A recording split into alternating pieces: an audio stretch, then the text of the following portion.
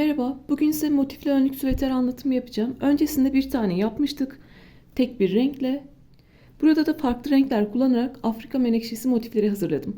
Ayrıca motifin videosunu da çekip YouTube'a yüklemiştim. Buradaki önlük süveterde de genelde motif yapımı nerede diye soruluyor. Onu da ayrıca zaten paylaşmıştım. Ada masalı motifi olarak. İkisini de arka arkaya ekranın sağ köşesine ekleyeceğim. Oradan görebilirsiniz. Mantığımız yine aslında buradaki gibi. Önde 16 tane motifimiz var. Buradaki parça gibi ben bir tanesini hazırladım. İkincisini beraber hazırlayacağız. Arkada da 16 tane motifimiz olacak. Bu sefer omuzlarda farklı olarak motif kullanacağız. Burada üçlü gruplarla eksiltmeler yaparak yaka hazırlamıştık. Bu sefer omuz kısmında, yaka kısmında böyle motiflerimiz olacak. Sonrasında yine yakadan ve bedenden lastik geçeceğiz. Yandan bağlamalı iplerimizi hazırlayacağız ve önlük süveterimiz bitmiş olacak. Burada arkasını önünden uzun yapmak istemiştim. O yüzden fazladan üçlü gruplar yapmıştık. Bugün yapacağımızda önü arkası eşit olacak. İstediğiniz tarafı kullanabileceksiniz. Yine istediğiniz kare motifi kullanabilirsiniz. Bunları kullanmak zorunda değilsiniz. Rengarenk yapmak zorunda değilsiniz. Buradaki gibi tek renkle yapabilirsiniz.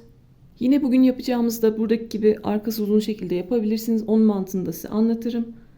Arada bu süveterimizden örnekler vereceğim. Bunu da yine YouTube kanalımda bulabilirsiniz. Yapılmış şekilde bulabilirsiniz. Bugünkü süveterde Alize Cotton Gold ve Yarn Jeans ipler kullandım. Önceki videoda motifleri hazırlarken renk kodlarını söylemiştim. Tekrar onları ekrana sabitlerim. 2,5 milimde tığ kullandım. Bu motifi size anlattığımda sadece motif anlatımı yapmadım. İstediğiniz herhangi bir motifi yaptığınızda kendi bedeninize göre nasıl ayarlamalar yapabilirsiniz? Hırkalarda, yeleklerde, süveterlerde onu da anlattım. Burada ben 2,5 milim tığ kullandım. Normalde 2,75 yapmıştım. Yan yana motiflerimi koyduğumda, 4 motifi koyduğumda bedeni büyük olacaktı. Sergileyeceğim manken 38 beden. Ben de kendi üzerimde göstermek istiyorum. Ben de 38 bedenim. O yüzden 2,5 milimle ördüm ki hem manken üzerinde hem kendi üzerimde gösterebileyim. Yani tığ numarasını küçülterek beden ayarlamasını da yapmış oldum. Motifi bilenler ve o videoya denk gelmeyenler için tekrar beden ayarlamayı anlatmak istiyorum. Sizinle bir yetişkin beden ölçü tablosu paylaşacağım. Orada kendi bedeninize uygun beden genişliğini bulabilirsiniz. Diyelim ki sizin bedeniniz 50 santim. Bedeninizin genişliği 50 santim. Yan yana 4 tane motif olduğuna göre beden genişliğimizi buradan buraya ölçüyoruz. 50'yi 4'e bölüyoruz. Bir tane motifimizin 12 santim, 12,5 santim olması gerekiyor. Hırkalarda birebir çalışmanıza gerek yok. Daha salaş yapabilirsiniz. Çünkü içimize bir şeyler giyiyoruz. Ama siz kendinize değil de yapıp satacaksanız birebir ölçülerde yapmaya çalışın. Kişiler onu bilerek alsın. Bizim öreceğimiz süveterdeki beden genişliğini sadece motiflerle bulamayız. Motiflerden sonra yanlarda gördüğünüz gibi lastik kısımları var.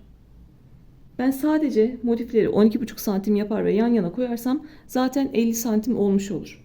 Sonrasında lastik kısımlarını da ördüğümde bedenim iyice genişlemiş olacak. Benim bedenim 50 santimse ve bu süveterde 50 santime ulaşmak istiyorsam motifleri 11 santim yaparım. Mesela 11 çarpı 4 44. Sonrasında kalan 6 santimi de buradaki lastik kısımlarından elde ederim. Ya da motifim 10 santim olmuştur. 10 çarpı 4 40. Geri kalan kısımları 5'er santimlik yanlarda lastik yapabilirim. Yani sizin elinizdeki motiflerin büyüklüğüne göre lastik kısımlarını büyüterek ya da küçülterek kendi bedeninize göre ayarlama yapabilirsiniz. Zaten süveterde yanlarda dikiş olmadığı için buradaki ipleri kullanarak sonrasında bedeninize göre ayarlama da yapabilirsiniz. Birebir bedeninize göre oturan şekilde de yapabilirsiniz ya da daha gevşek bırakıp salaş şekilde de yapabilirsiniz. Daha rahat hareket edebileceğiniz şekilde de yapabilirsiniz. Tekrar örnek vermek istiyorum. Mesela sizin beden genişliğiniz 61 santim. Normalde hırka yapacaksanız, süveter yapacaksanız, arkasını 4 yapacaksanız 61'i 4'e bölersiniz. Bir tane motifinizin 15 santim olması gerekir. Ama burada yanlarda lastik kısımlarımız var. 13 santimlik, 14 santimlik motifler yaparım. Onları yan yana eklediğimde geri kalan kısmı 61'e tamamlamak için, 61-62 santime tamamlamak için onları da lastik kısmıyla tamamlarım. Yani özetle buradaki beden genişliği sadece motiflerden oluşmuyor. Yanlardaki lastik kısımlarını da katmamız gerekiyor. Benim buradaki motiflerim 11,5 santim. Şu anda yan yana ölçüsü beden genişliği 46 santim. Ben bunu yanlardan istediğim kadar lastik örerek kendi beden genişliğime göre ayarlayabilirim. 50 santime ulaşmak istiyorsam lastik kısmını 3 santimlik örerim. Buradan 3 santim, buradan 3 santim ve toplam 50 santime ulaşmış olurum. Size verdiğim ölçüler standart ölçüler. Hepimizin bedeni aynı değil. Her 38 beden aynı değil. Her 42 beden aynı değil. O yüzden en garanti yöntem severek kullandığınız bir süvetere ya da hırkaya göre ilerlemek. Kazak olur, süveter olur, hırka olur. Kullandığınız bir tane örgünün beden genişliğini ölçüyorsunuz. Ona göre ilerleyebilirsiniz. Belki sizinki severek kullandığınız 53 santim. Burada zaten 46 santimi motiflerle elde etmiştik. Lastik kısmını örerek de 53 santime tamamlayabilirsiniz. Ya da 55 santime tamamlayabilirsiniz. Bu küçük çocuklardan yetişkin insanlara kadar geçerli. Çocuklarımıza da yapıyorsak onların severek kullandığı bir hırkayı, kazağı baz alabiliriz. Onun beden genişliğini baz alabiliriz. Diğer süveterde de en çok sorulan soru beden ayarlamaydı. O yüzden en başta anlatmak istiyorum. Sonrasında zaten süveterimizi yaptığımızda mantığı iyice oturmuş olacak. Beden genişliğimizi hırkalarda, kazaklarda olduğu gibi sadece motiflerle ayarlamıyoruz. Lastik kısmını da düşünüyoruz. Motifin anlatım videosunda uzunca bir beden ayarlama kısmı anlattım. Lütfen oraya bakın. Oranın da özeti aslında benim buradaki motiflerim 11,5-12 santim. Siz bundan daha büyük yapmak istiyorsanız tığ numarasını büyütebilirsiniz ya da sıra sayısını çoğaltabilirsiniz. Burada yaptığımdan daha küçük yapmak istiyorsanız da tığ numarasını küçültebilirsiniz. Ben burada pamuklu ipler kullandım. Siz elinizdeki herhangi bir ipi kullanabilirsiniz. Marketlerden aldığınız elinizdeki olan ipleri de kullanabilirsiniz. Önemli olan size uygun olan beden genişliğine ulaşabilmek. Lastik kısmı ile beraber size uygun olan beden genişliğine ulaşmak. Ben burada ilk parçayı hazırlamıştım. Yine 4'e 4 16 motiflik bir parça hazırlayacağız. İstediğiniz motifi kullanabilirsiniz. Düz renkte yapabilirsiniz dediğim gibi. Şimdi artık ikinci parçayı beraber hazırlamaya geçelim. Motifleri birleştireceğim şekilde dizdim. İsterseniz benim gibi tığla, istiyorsanız da iğne iplik yardımıyla dikebilirsiniz. Ben motif tahtasına geçirmediğim için şu an düzgün görünmüyorlar.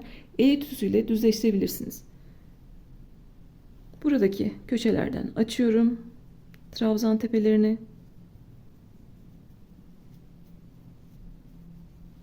Bu şekilde elinizle düzleştirebilirsiniz ya da motif tahtasına da yerleştirebilirsiniz.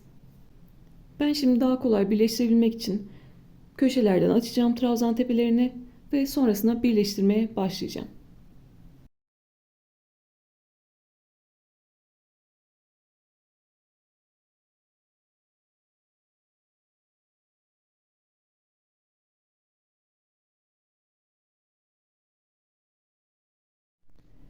Motifleri önce yukarı doğru birleştireceğiz, sonra yana doğru birleştireceğiz.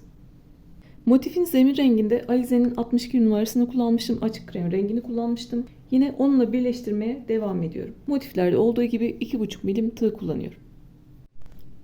Süveterde toplam 36 tane motif kullanıyoruz. 16 tanesi bir tane parçada, 16 tanesi bir tane parçada ve 4 tanesi de omuzlara denk gelecek. Ben tığla trabzan tepelerinin iç kanatlarını alarak birleştireceğim. Siz dediğim gibi iğne iplikle dikerek birleştirebilirsiniz. Zincirlerin ve trabzanların da böyle V harfi gibi görünen tepeleri var. Bu V harflerinin, tepelerin bir kanadı örgünün arka tarafında, iç kanadında, bir tarafı da dış kanadında, düz kanadında. Biz iç kanatlarını alarak, karşılıklı iç kanatlarını alarak birleştirme yapacağız. Siz iğneyle dikerken diğer örgülerde gösterdiğim gibi önce tepelerini alın. Yani iki kanadını birden alın. 3-4 santim dikin. Sonrasında iç kanatlarını alarak dikin. Sonrasında da dış kanatlarını alarak dikin. Hangisinin görünümü hoşunuza gidiyorsa, daha güzel görünüyorsa gözünüze o şekilde dikerek devam edebilirsiniz. Öncelikle görün, hangisi güzelse sökersiniz, sonra o şekilde devam edersiniz. İlla ki bizim gibi iç kanatlar almak zorunda değilsiniz. Bu birleştirme tekniğiyle söğüt hırka yaptık, Afrika menekşesi hırka yaptık. Sonrasında eldiven yaptık. İstediğiniz herhangi bir yerde de kullanabilirsiniz bu tekniği. Öncelikle yan yana iki motifi birleştirmekle başlıyorum. Köşelerde iki tane zincirimiz var. Zincirin biri bu kenara ait, biri bu kenara ait. Bu kenarın zincirini bırakıyorum. Yani birinci zinciri bırakıyorum. İkinci zincirin iç kanadından başlıyorum. Yine bu örgüyü de yeni başlayanlar rahatça anlayabilsin diye ve çevirilerde düzgün çevrilebilmesi için yavaş yavaş ve tek tek anlatacağım. Anlatım size hızlı gelirse oynatma hızından yavaşlatabilirsiniz. Öncelikle tığ ilmek yaparak başlıyorum. Onun için de yine sihirli halka yapar gibi ipi aldım ve döndürdüm. Ben sihirli halkayı da böyle yapıyorum. İpi aldım ve döndürdüm. Bu sefer daha küçük bir halka yapıyorum. Tığla girdim, ipi aldım ve bir zincirle bir ilmek oluşturuyorum. Buradaki ipi de çok kısa tutmuyorum ki sonradan gizleyebileyim. İlmeği oluşturdum, tığdan çıkardım. Burada 2 tane zincirim var. Birinciyi bırakıyorum, ikincinin iç kanadından giriyorum. B harfi var demiştik. İçteki kanada giriyorum. İlmeği aldım ve iç kanattan geçirdim. Burada ipimi tutuyorum. Karşılıklı zincirleri ve trabzanları alıyoruz. Burada ikinci zincirin iç kanadını aldıysam bu tarafta da ikinci zincirin iç kanadını alıyorum. Bu kenarın zincirini bıraktım. Yani birinci zinciri bıraktım. İkinci zincirin iç kanadına girdim. İpi aldım ve bekleyen ilmekten geçirdim. Sonrasında birinci trabzanımız var. Birinci trabzanın iç kanadı. Bu tarafta da birinci trabzanın iç kanadı. Tığın üzerinde 3 ilmek görünüyor. İpi aldım ve üçünü birlikte çektim. İkinci trabzanın tepesinin iç kanadı. Bu tarafta da ikinci trabzanın tepesinin iç kanadı. Tığın üzerinde 3 ilmek var. Üçünü birlikte çekiyorum. Üçüncü trabzanın iç kanadı. Üçüncü trabzanın iç kanadı. 3 ilmek var. Üçünü birlikte çekiyorum. Burada zorlanmadan yapmak için ne buradaki ipi sıkıyorum ne de tığımı sıkı tutuyorum. Elimi gevşek tutuyorum. Dördüncü trabzanın iç kanadını aldım. Dördüncü trabzanın iç kanadını aldım. Ve 3 ilmeği birden çektim. 5. trabzanın iç kanadı, 5. trabzanın iç kanadı. Sayıları özellikle veriyorum. Bu tarafta hangi trabzanın iç kanadını alıyorsak bu tarafta da aynısını alıyoruz. Burada birinci zincirin iç kanadını aldıysam burada da birinci zincirin iç kanadını alıyorum.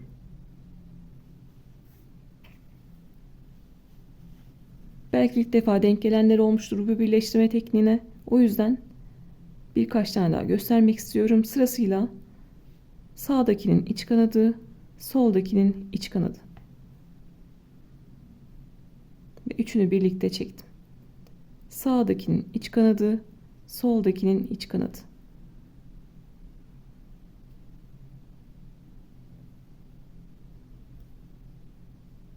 Eliniz alıştığında çok rahatça yapabileceksiniz.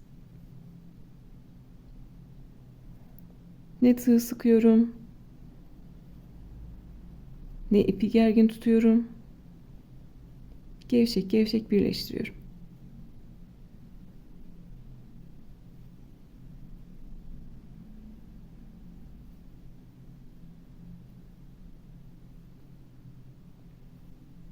Bu şekilde karşılıklı trabzanların tepesinin iç kanadını alarak ilerliyorum.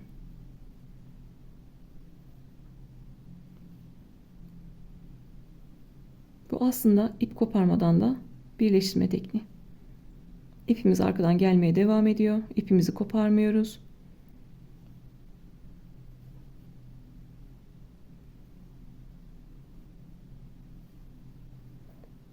Sağ tarafta bir tane trabzan kaldı. Onun iç kanadını aldım. Sol tarafta da bir tane kaldı. Onun iç kanadını aldım. Demek ki aşağıdan yukarı gelene kadar doğru şekilde ilerlemişim. Karşılıklı en son trabzanları da aldık. Sonrasında birinci zincirlerinde iç kanadını alıyorum. Burada birinci zincirin iç kanadını aldım. Burada birinci zincirin iç kanadını aldım. Ve birleştiriyorum. İkinci zincirleri dokunmuyorum çünkü onlar buraların zincirleri. Bu kenarların zincirleri. Sonra yan şekilde bu tarafa doğru giderken de onları kullanacağız. Zincirlerin ve trabzanların karşılıklı iç kanatlarını alarak birleştirdik iki tane motifi. Şimdi bir üst sıraya geçiyoruz. Yine iki tane motif aldım. İkişer ikişer ilerliyoruz. Değişen bir şey yok aslında. Sadece bir üst sıraya geçtik. Yine aşağıda başladığımız gibi buradaki kenarın zincirini bıraktım. Birinci zinciri bıraktım. İkinci zincirin iç kanadından girdim.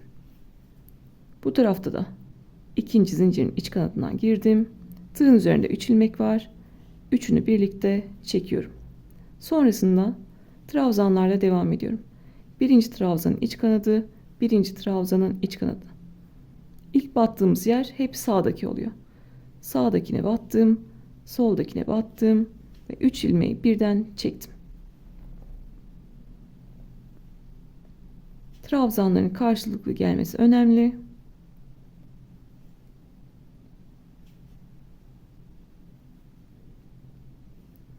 Birleştirmemiz baştan sona bundan ibaret. Karşılıklı tepeleri alıyoruz ve 3 ilmeği birden çekiyoruz.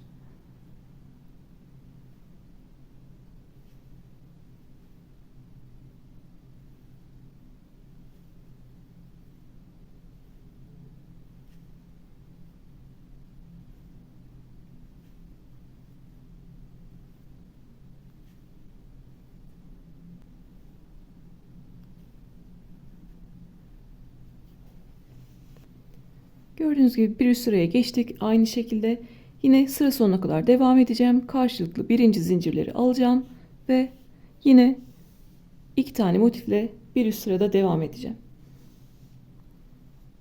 Biz burada üst üste 4 tane motif ekleyeceğiz. Siz hırka yapıyorsunuzdur. 6 tane de ekleyebilirsiniz ya da bilek boyuna kadar ekleyebilirsiniz ya da battaniye yapıyorsunuzdur. Battal boy. Çok daha fazla motifi üst üste ekleyebilirsiniz. Mantığı değişmiyor.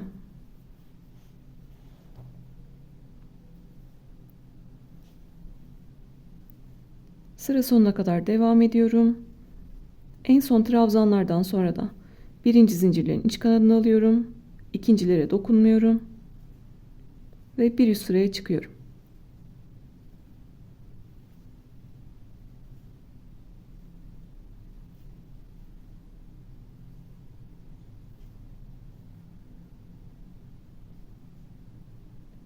En son birinci zincirlerin iç kanadını aldım. İki tane motifimi alıyorum. Birleştirme mantığı aynı ama tekrar bir üst motifine nasıl çıkıyoruz onu size göstereyim. Sonrasında artık diğer motifleri de ekleyelim. Sağdan başlıyoruz. Her zaman birinci zinciri bıraktım. İkinci zincirin iç kanadından girdim. Solda da ikinci zincirin iç kanadından girdim. Tığın üzerinde 3 ilmek var. Üçünü birlikte çekiyorum. Sonrasında trabzanlarla devam ediyorum.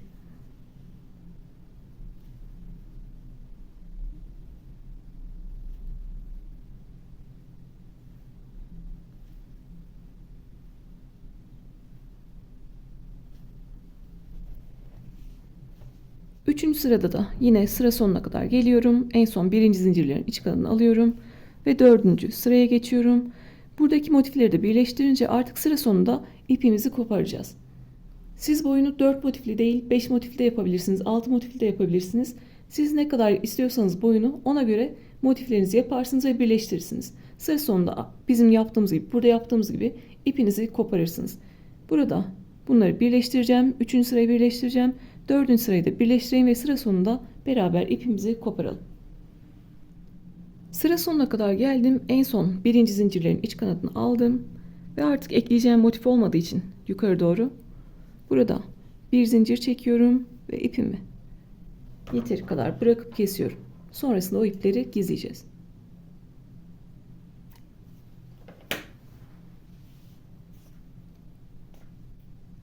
Buradan başladık iki motifi birleştirerek ve üst üste 4 sıra birleştirdik. Şimdi artık buradan motif eklemeye devam ediyoruz. Yani bu şekilde motif eklemeye devam ediyoruz. Yine değişen bir şey yok. İkinci zincirlerden başlıyoruz. Yine bir üst motive geçiyoruz. Sonrasında yukarı kadar aynı devam ediyoruz ve ipimizi kesiyoruz. Burada da başlangıcı tekrar göstermek istiyorum. Sonrasında aynı burada olduğu gibi yukarı doğru devam edeceğiz. Yine bir zincirle bir ilmek oluşturuyorum. İpi çok kısa bırakmadım. İlmeği çıkardım. Sağdan başlıyoruz her zaman. Birinci zinciri bıraktım. İkinci zincirin iç kanadından giriyorum. İlmeği aldım ve ikinci zincirin iç kanadından geçirdim. Burada ipi tutuyorum. Bu tarafta da ikinci zincirin iç kanadından girdim. İpi aldım ve ilmekten geçirdim. Sonrasında birinci trabzanlarla devam ediyorum. Trabzanların karşılıklı iç kanatlarını alıyorum.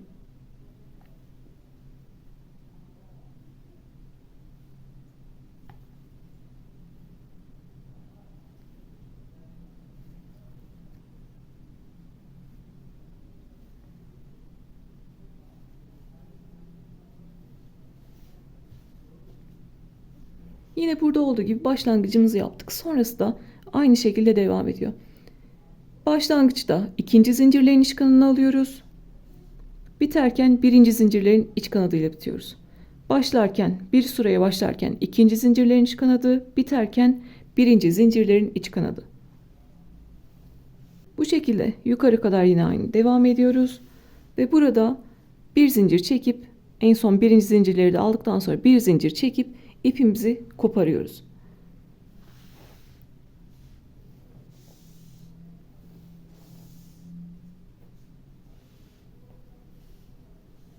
Burayı birleştirdikten sonra diğer motiflerimi koyuyorum. Yine ilmek yaparak buradan başlıyorum. Başlarken ikinci zincirin iç kanadı, biterken birinci zincirin iç kanadı. O şekilde yine yukarı kadar devam ediyorum ve dördüncü sıranın sonunda ipimi koparıyorum. Bir zincir çekip ipimi koparıyorum. Burada da aynı yukarı doğru birleştirdim. Sonrasında arada kalan bu boşluk kısımlarını yine bu şekilde birleştirdim. Ben size anlattığım şekilde buradan ve buradan yukarı doğru birleştireceğim. Sonrasında artık bu şekilde birleştirmeye başlayalım. Burada da değişen bir şey yok. Sadece bir motiften diğerine geçerken arada bir zincir çekiyoruz. En sonda yine bir zincir çekip ipimi kopardım. Ve yukarı doğru birleştirme işlemimi bitirmiş oldum. Bu sefer aradaki bu boşlukları kapatacağız. Yine aynı şekilde karşılıklı zincirleme trabzanların iç kanadını alıyoruz. Bu sefer farklı olarak bu motiften diğerine geçerken, bir motiften diğerine geçerken arada bir zincir çekiyoruz. Çünkü bizim burada bir birleştirme yerimiz oluştu fazladan. Ben burada zincir çekmeden direkt karşıya geçersem arada kasma yapıyor. O kasmanın olmaması için buradaki birleştirme noktasını bir zincirle geçiyorum. Yine tığ ilmek yaparak başlıyorum. İlmeği çıkardım. Her zaman sağdakinden başlıyoruz. Yine buradaki zinciri bıraktım. İkinci zincirin iç kanadından giriyorum. İlmeği geçirdim ve ipimi tutuyorum. Solda da ikinci zincirin iç kanadından girdim ve kaydırdım. Tekrar diğer yerlerde yaptığımız gibi karşılıklı trabzanların iç kanadını alarak devam ediyorum. Baştan sona değişen bir şey yok aslında.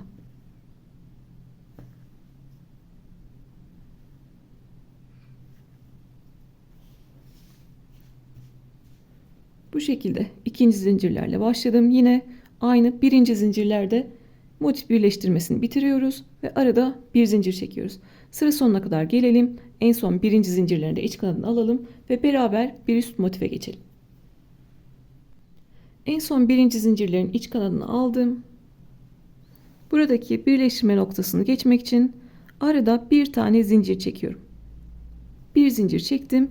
Yine karşılıklı zincirlerimi trabzanların iç kanatlarını alarak devam ediyorum.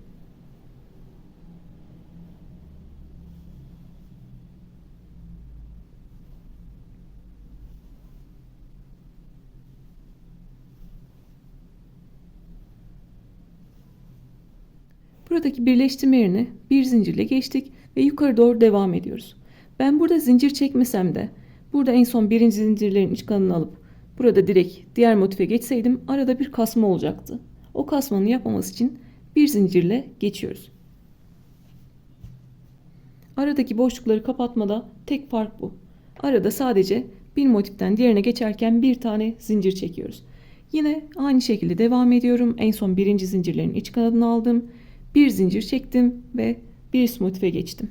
Bu şekilde sıra sonuna kadar devam ediyorum. Ve en son ipimi yine burada birinci zincirlerin iç kanadını alınca bir zincir çekip koparıyorum.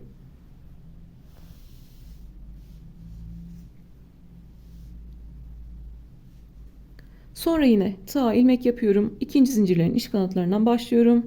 Yukarı doğru devam ediyorum. En son birinci zincirlerin iç kanadını aldım. Bir zincir çektim ve üste geçtim.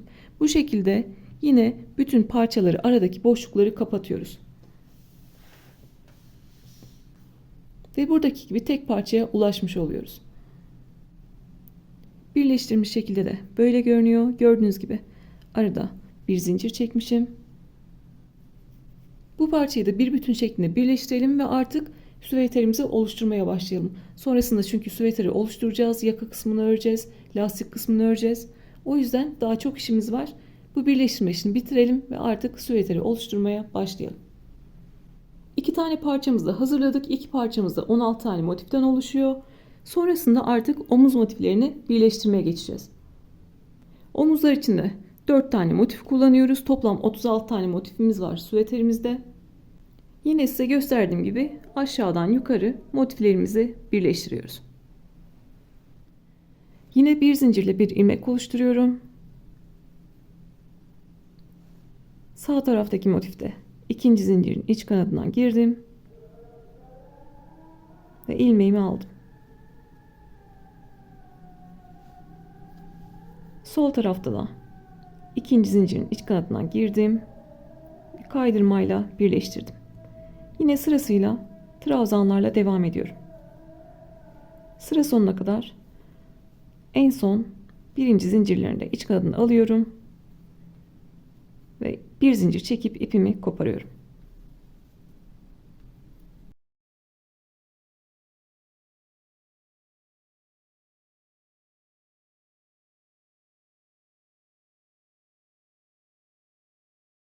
Sıra sonunda bir zincir çekip ipi koparıyorum.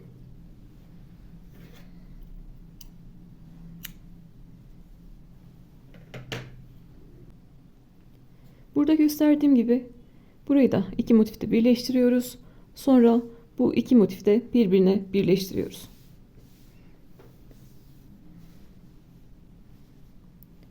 Karşı tarafta da aynı işlemi yapalım. 1, 2, 3 yerden birleştirelim ve artık süveterimiz bir bütün şekilde oluşmuş olsun. Omuz motiflerimizi birleştirdik ve artık yaka kısmını oluşturmuş olduk. Ben öncesinde tüm ipleri temizlemek istiyorum. Bir tanesini size göstermek istiyorum. Diğerlerini de aynı şekilde temizleyeceğiz. Burası zaten ilmekle başladığımız yerde, burası daha sıkı ama burasını bir zincirle bitirdik. Burada gevşeyip sökülme riski var. O yüzden burayı göstermek istiyorum. Öncelikle arka tarafa ipi aldım. Çok gerdirmiyorum ki ortası böyle çökük durmasın diye. Sonra burada bir zincirle sabitliyorum. Yıkadığımızda, giydiğimizde sökülmesin. Buradaki köşe kısmından kalan ipi yürütüyorum. İsterseniz buradan da yürütebilirsiniz. Ama ben hep bu taraftan yürütüyorum.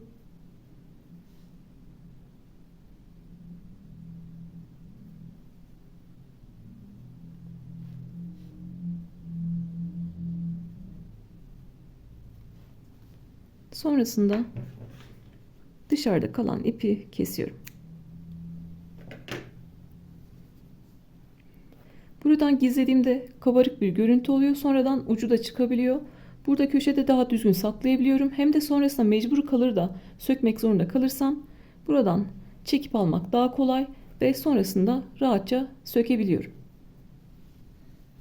Diğer kalan ipleri de aynı şekilde isterseniz bu şekilde Aradan birleştirme yerine gizleyin. İsterseniz köşelerde gizleyin.